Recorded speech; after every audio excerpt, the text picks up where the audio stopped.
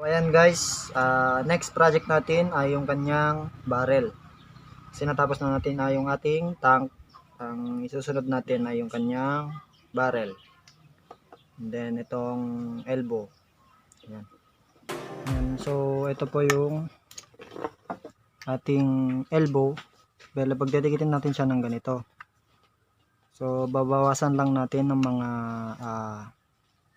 8 mm magkabilaan para mas dikit silang ganyan. Ayan. Bali pa ganyan siya. Babawasan lang natin ng 8 mm bawat isa, no?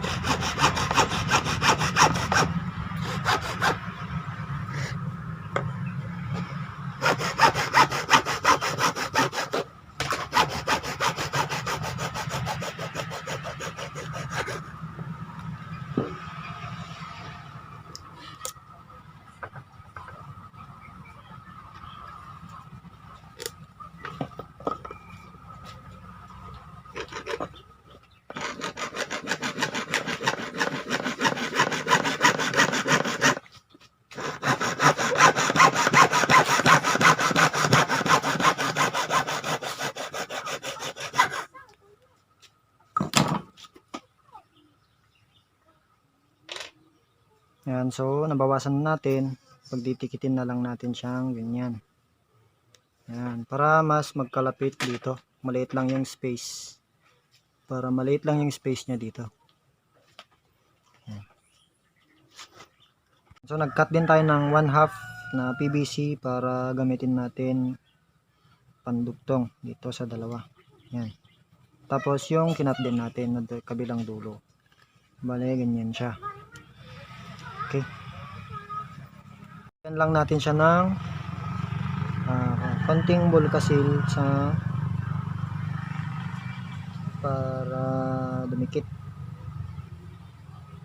Para hindi siya matanggal.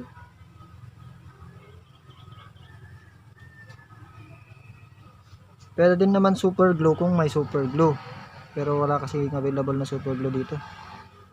Dun pa sa city. Kasi malayong city dito.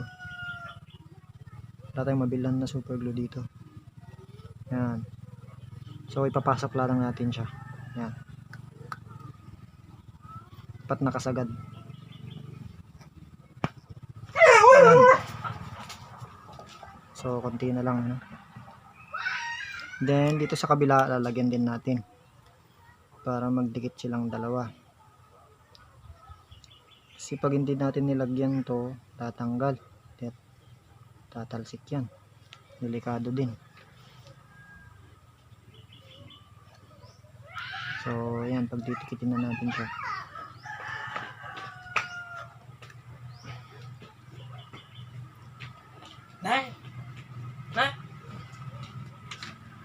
Okay guys, ito okay na siya. O bale, gagawin na lang natin ay yung ito na yung kanyang barrel. 3 feet ang haba. Tapos ang sukat niya is 3/4. Then dito nilagyan ko siya ng 1/2 para dito natin ilalagay yung kanyang elbow.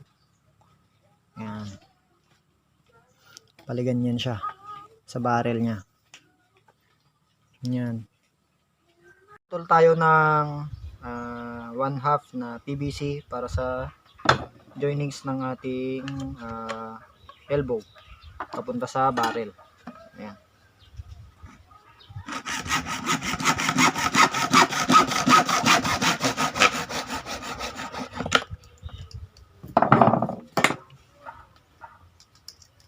Then tatanggalin natin yung mga yung mga himul-himul na yan, tatanggalin natin yan para walang sagabal.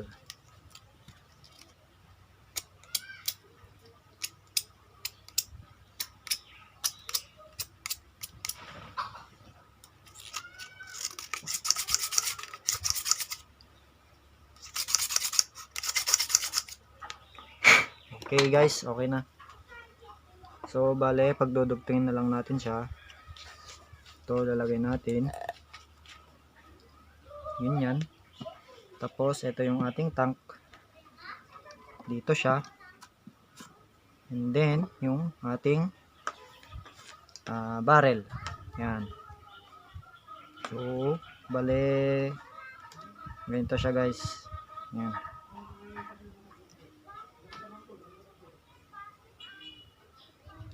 Okay, so lalagyan na natin siya ng pandikit. Lalagyan lang ulit natin siya ng sealant para hindi bumigay yung ating joinings. Yan. Then ilalagay na natin siya dito sa may plenum ng ating tank. Yan.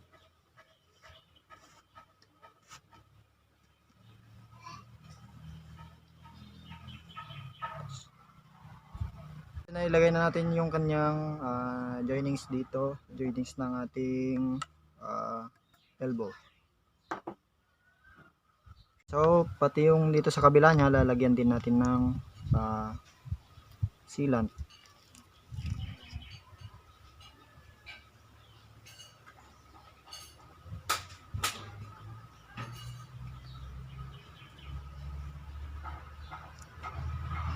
Boom.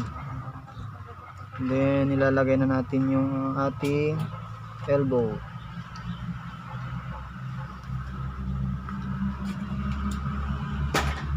Yan. So fix na fix ang ating elbow. Diba ito pwede? Okay.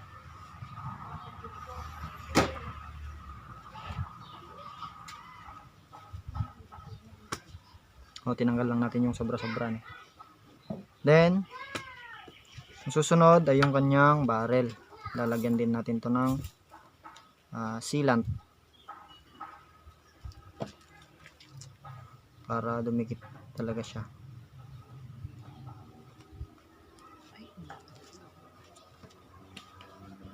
And then dudugtong na natin siya dito sa ating elbow.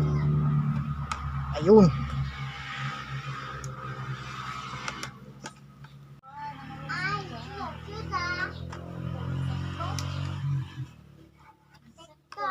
So itatapat na lang natin siya dito sa barrel, yung barrel natin dito sa may tank. Yan guys.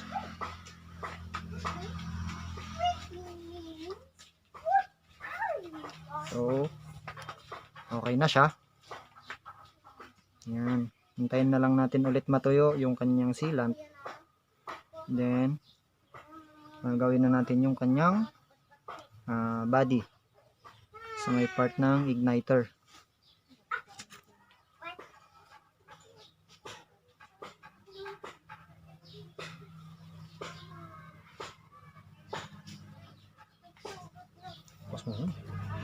Siya. Ayan, nilagyan din natin ng spacer dito para hindi dumikit yung ating barrel sa tank. Bale, dalawa siya. Ayan. Hanggang sa dulo. Then, ang kulang na lang natin ay yung kanyang butt, grip, yung body, at saka igniter.